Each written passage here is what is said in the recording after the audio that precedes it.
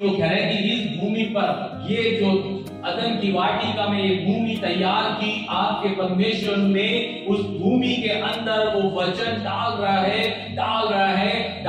और जब वो भूमि काम का साथ बात जो परमेश्वर की इच्छा को पूरी करती है, वो परमेश्वर से आशीषित है।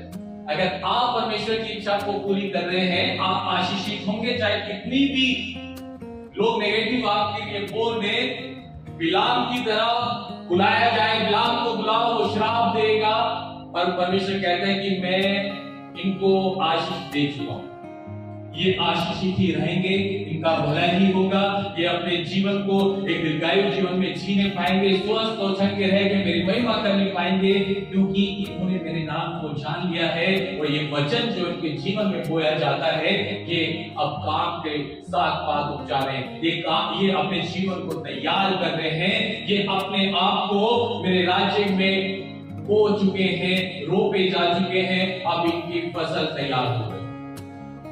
इसीलिए वो कहता है कि भूमि की वर्षा है, बार बार पड़ती है, भूमि सात पात का काम का सात पात उपजाती है, परमेश्वर से आशीष पाती है। कहता है कि और अगर जो भूमि, अगर मैं बार बार परमेश्वर बोल रहे शमी सीख ले, ये बात सीख ले, ये सीख ले, नहीं सीखता तो परमेश्वर कहता है कि कुछ शापित है। सिंपल,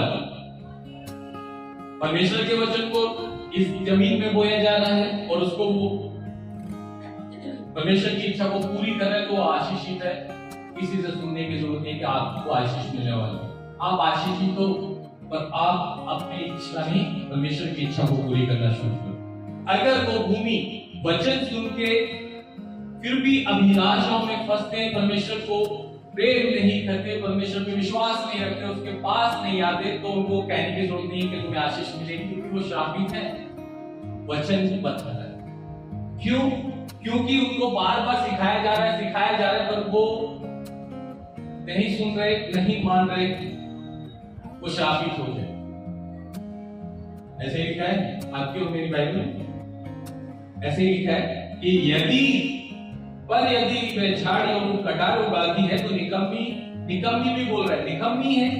वो कहते हैं कि तुम निकम्मे हो और श्रापित होने पर है, और उसका अंत भी है, पता है, चलाया जाना, यानी कि नरक। कह रहे हैं कि ये वाली बातें हम तुम्हें सिखा रहे हैं, ये सच्ची है, पर हम तुम्हारे जीवन से ये चाहते हैं कि तुम उद्धार वाली और अच्छी बातों पे, अच्छी और उद्धार वाली बातों का भरोसा करते हैं कि तुम्हारे जीवन में अच्छी बातें होंगी, क्योंकि तुम्हें जो शिक्षा दी जा रही है, तुम उस पे जड़ पकड़ गए हो और सिद्धता की ओर बढ़ रहे हो, और अब तुम्हारे अंदर सात पात यानी कि परमेश्वर की इच्छा को पूरी करने के लिए तुम्हारे मन बन गया है। अब तुम परमेश्वर की इच्छा पूरी कर रहे हो, और वचन भी बताते हैं कि तू सबके दिन अपनी इच्छा पूरी मत करना, परमेश्वर की इच्छा पूरी करना, क्योंकि ये मेरे लिए।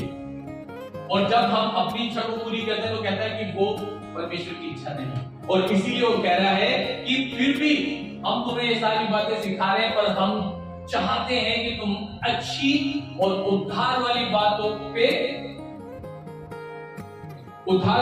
का भरोसा करते हैं कि तुम्हारे अंदर उद्धार है, तुम्हारे अंदर अच्छी बातें हैं। परमेश्वर हमें ये सिखाना चाहता है, इसलिए हम कहेंगे यस प्रभु, मैं अच्छी बातों में बढ़ूंगा, मैं तेरे उद्धार वाली बातों में बढ़ूंगा और तेरी इच्छा को पूरी करूंगा। और आगे कहता है क्योंकि परमेश्वर अन्यायी नहीं, ये भी और अच्छी बात, क्योंकि परमेश्वर अन्यायी नहीं, कि तुम्हारे जो काम है और उस प्रेम को भूल जाए, जो तुमने उसके नाम के लिए और तुमने उसके नाम के लिए इस रीति से दिखाते हो कि पवित्र लोगों की सेवा की और कर भी रहे हो। आपको वो सिखा रहा है, पर आपके जो भले काम है उसको भी वो याद दिलाता है कि आप परमेश्वर के लोगों की सेवा कर रहे हो, और आज भी कर रहे हो। परमेश्वर ऐसा नहीं करता, परमेश्वर हमारी हर एक कमियों को निकाल के हमारी सिर्फ अच्छाइयों पर दृष्टि करता है, तो चाहता है कि हम उस परमेश्वर के राज्य में बढ़ें। और इसीलिए वो कह रहा है कि पर हम, क्योंकि परमेश्वर अन्याय नहीं कि तुम्हारे काम और उस प्रेम को भूल जाए, जो तुमने उसके नाम के लिए इस रीति से दिखाया कि पवित्र लोगों की सेवा की और कर भी रहे हो। कहता है कि परमेश्वर न्याय नहीं, अगर वो सिखा रहा है तो बड़े प्रेम से सिखा रहा है, क्योंकि वो प्रेम, और वो प्रेम आपके लिए इतना करता है कि वो हमारी हर एक बातों को देख रहा है। वो देख रहा था कि ये बुढ़िया विधवा सबसे अपनी अधिक जीविका को डाल रही है, और खड़ा होकर अपने चेले से बोलता है वहां पे कि वो सबसे अधिक डाले, क्योंकि उसने अपनी सारी जीविका डाल दी, पर वो सब अपने बढ़तियों में से लेकर आए। वो सब जानता है।